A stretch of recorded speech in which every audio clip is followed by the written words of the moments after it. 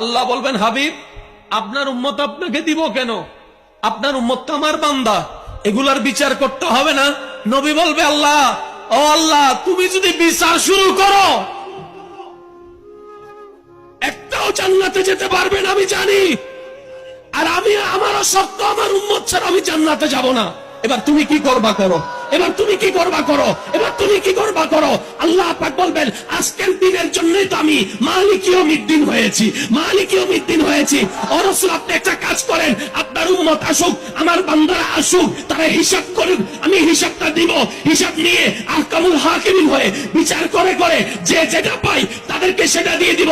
তো জাহান্নামীরা জাহান্নামে যাবে, আপনি সিজদায় পড়ে আমার কাছে সুপারিশ করেন, আমি আপনার সুপারিশ কবুল করে করে জাহান্নামীদেরকে জান্নাতে করে দিব।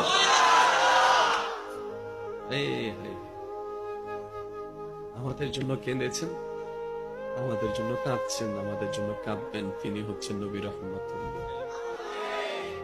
বিশ্বাস করেন ভাই, পৃথিবীতে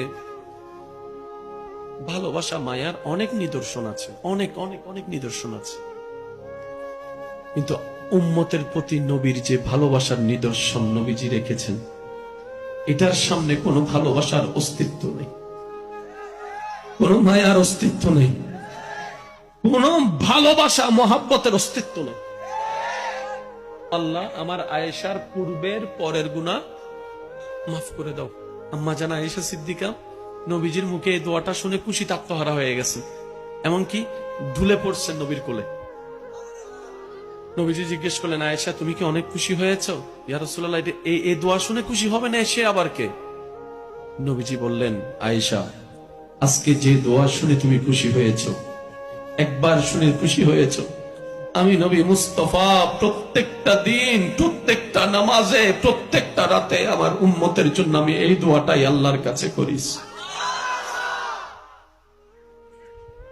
নবী রাহমাতুল লিল আলামিন। সুবহানাল্লাহ। কি ভাইয়া মুখে আর একটু জোরে বলা যাবে? নবীর ভালোবাসার সামনে কারো ভালোবাসার অস্তিত্ব নেই। আজকে আমরা এত পিছিয়ে আছি কেন জানেন? আজকে আমাদের অন্তরে এত অশান্তি কেন? যে জায়গাটা যার, তাকে না দিয়ে অন্যকে দিয়ে বসে আছি। মনে রাখবেন আমার যুবক ভাইয়েরা, আমার বোনেরা, মানেন কিংবা না মানেন আপনার ব্যক্তিগত ব্যাপার, কিন্তু রবের সিদ্ধান্ত কখনো পাল্টাবে না। এটা আল্লাহ এবং রসুলের, এটা আল্লাহ এবং রসুলের, এটা আল্লাহ এবং রসুলের, এটা আল্লাহ এবং রসুলের। এই জায়গায় যখন আমরা আল্লাহ এবং রসুলের ভালোবাসার চাইতে অন্যের ভালোবাসা অন্তরে বেশি জায়গা দিয়ে ফেলি, ওই ভালোবাসার মানুষগুলাই একদিন পিঠের মধ্যে ছুরি মেরে দেয়। মনে রাখবেন এই কথা।